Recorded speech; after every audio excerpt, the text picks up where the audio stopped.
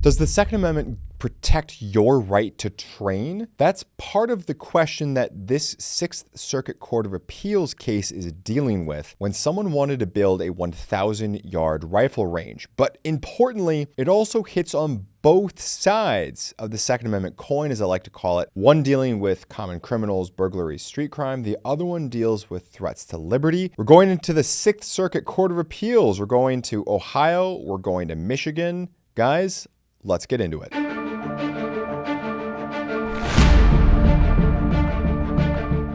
So this case, linked in the description box below, deals with issues, as I mentioned, such as the right to train with firearms versus land rights, and what can a local municipal government do? So the plaintiff is Oakland Tactical Supply, LLC, who purchased approximately 352 acres with the express intention of operating one or more outdoor shooting ranges. Specifically, they wanted to open up a 1,000-yard rifle range, which sounds pretty great and fun to me. They applied for zoning since they needed something to accommodate a business rather than residential or agricultural use, and basically the town said no, and a federal district court then backed them up. And then we had this whole 2022 New York State Rifle Pistol Association versus Bruen case, which completely changed the whole tenor of Second Amendment law, how things are to be interpreted. So it went back down to the federal district court, who once more backed up the town, and then we are here today in the Sixth Circuit Court of Appeals. That is one of the 13 federal circuit courts of appeals that sit above the 94 federal trial courts, that's the district courts, but below, of course, the United States Supreme Court. And the Sixth Circuit Court of Appeals is based out of Cincinnati, Ohio, and covers Michigan, Ohio, Kentucky, and Tennessee.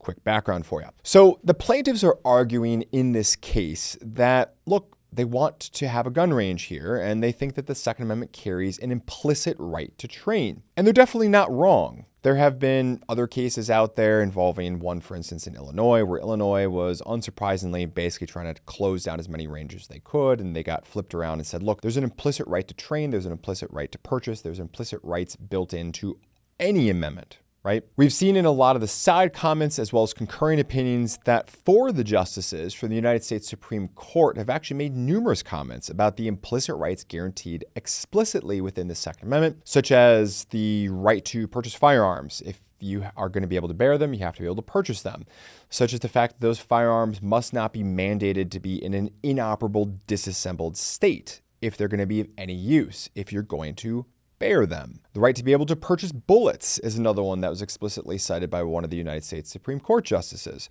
And you can see some specific quotes, which I tucked in the description box below if you want to check those out. So the plaintiff is definitely not completely out on a limb without any backing, but the question is how far out on that limb when we start talking about 1,000-yard rifle ranges will this court allow them to go? So the Sixth Circuit Court of Appeals did go out of their way pretty early on in the case to say that prohibiting training does not make it wholly impossible to use firearms, the same way that, for instance, requiring a firearm to be inoperable basically knocks out the Second Amendment because of so-called safe storage laws. So they start to immediately draw distinctions. And of course, when you start to see a court kind of sneak open the door like that on page 7, you kind of know that, well, the rest of the case is going to be them suddenly just throwing it wide open to allow the regulation, which is the coming attraction to indeed where this is going. And they're on their way to eventually getting to that seemingly inevitable conclusion. After I read that, they went on to say this, which is kind of interesting. There's nothing that actually prevents individuals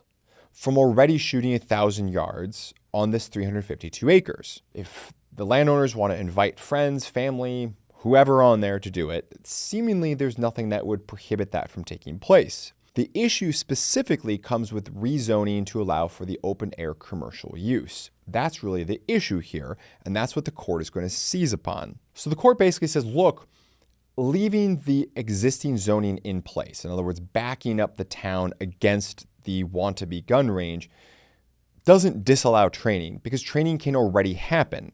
We're really just dealing with something different, which is the commercial practice and organization of training, which is that really an infringement? Now, that's in essence a low resolution take of what they're saying. But of course, that's part of the whole purpose of a business entity, is it allows for the concentration of capital and people animated by the common purpose of whatever it is that the business is trying to do to reap a greater, not only financial reward, but a greater purpose than if we were just three guys in a gravel pit or something like that. You can train a lot more people a lot more effectively with a business than three guys in a gravel pit. You have no ability to meet strangers if you're three guys in a gravel pit, or at least I'd be a little worried about that. As opposed to a business, particularly a retail establishment, you're of course drawing people in from all over the place, which means you're raising the overall training levels. This case really hammers on, in my mind, one of the big things is the liberty side of the Second Amendment coin versus the crime side of the Second Amendment coin. Am I getting that right? Am I getting that wrong? What do you think of what I'm defining as the liberty side of the Second Amendment coin, dealing with governments, both foreign and domestic, as opposed to ordinary street crime? Which one's more important? How do you see those two playing together? Let me know in the comment field below. Also, don't forget to hit that like button. Now back to the show. If you disallow the commercial enterprise because, hey, you can already do this as an unorganized private entity, you are basically slapping down hundreds of years of history that have shown the tremendous power of free market enterprise that business entities bring. Not saying that things are perfect, just saying let's look at the upside here, as being necessary to achieve the particular point and animating principle of that business. The court is willfully ignoring that to say, well, they can have some friends out there, and that's really good enough. That seems to be where they're setting that bar. Now, another factor that the court hits on, and you probably already were seeing this coming as soon as I mentioned 1,000-yard range, and that's whether or not a 1,000-yard shooting range is necessary in case of confrontation under the Second Amendment. Their words, not mine. Basically, the court goes out to say, look, they're not persuaded that you need to be able to shoot, and accordingly, you need to be able to train to shooting to 1,000 yards as part of the Second Amendment. And as a result, hey, shooting 1,000 yards is not necessarily protected by the Second Amendment. A lot of people might have heard about this U.S. Marine named Carlos Hathcock, who held a record from 1967 all the way to 2002 for the longest sniper kill in Vietnam at approximately 2,500 yards. With improvements in technology, as well as firearms and all this other kind of stuff, this range has expanded to 3,871 yards in Iraq from a Canadian sniper, only to have been significantly outstripped again to 4,156 yards, where the current world record is held and marked by a Ukrainian sniper dealing with the Russian invasion from 2022. In fact, I was curious about all this, so I actually kept looking at more and more longest sniper kills.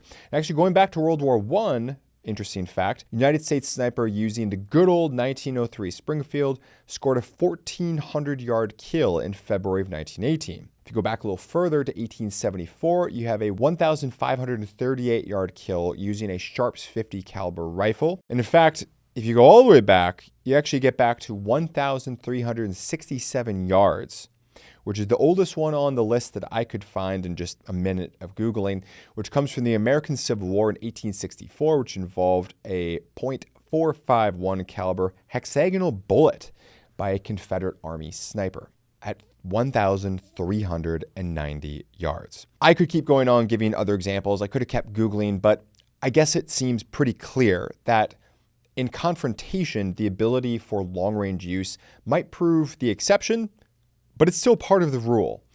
If there was no purpose for taking 1,000-yard and beyond shots, we probably would not have things like sniper training schools and all of the highly specialized equipment ranging from rifles to loads to scopes and beyond devoted to the craft. The court seems to ignore all of this because, like many courts, they are only focused on one side of the Second Amendment coin, and that's the side dealing with common street crime and home invasions. Not the other, and for many, the much more uncomfortable side of the Second Amendment coin, concerned with liberty. But that's another story for another day. However, if you couldn't already guess, predictably, the court goes on to go exactly where you knew they were going to be going, which is to deny everything inside of the township. But there was one dissenting opinion in the three-judge panel. In a well-written dissent that falls a little bit short of reaching my liberty bar that I got to, the judge does point out that, look, part of the purpose for the range is to shoot at shorter distances which could be for self-defense. So the judge says, look, 1,000 yards, I'm not persuaded as that being necessary for confrontation and therefore maybe not protected by the Second Amendment.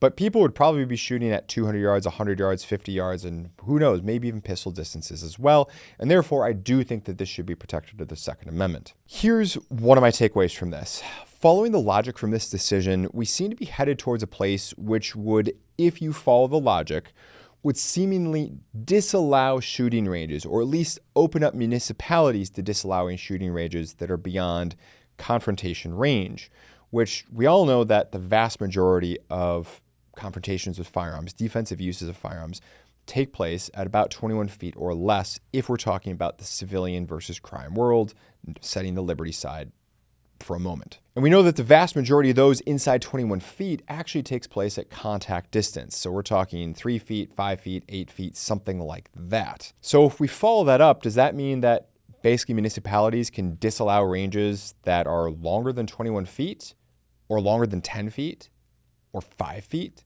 Following the absurd logic train on that, is that where this is going? And of course, all this is, again, focused on the crime side, not the liberty side of the Second Amendment. Let me know in the comment field below about what you think about that. If you made it this far, be sure to hit that like button. It helps us out and the channel out tremendously. And of course, we'll reward you with our quote of the day. This one comes from Roman Emperor Marcus Aurelius, by far one of my personal favorites. Highly recommend his book, Meditations. Quote, "Be tolerant with others and strict with yourself." And unfortunately, that's all the time we have together today, unless you want to check out one of our other videos. Look forward to joining you in the discussion section below, and I'll see you in the next one. Thanks for sticking around to the end of the video. If you enjoyed this one, please feel free to check out some of our other great content, and we'll see you in the next one.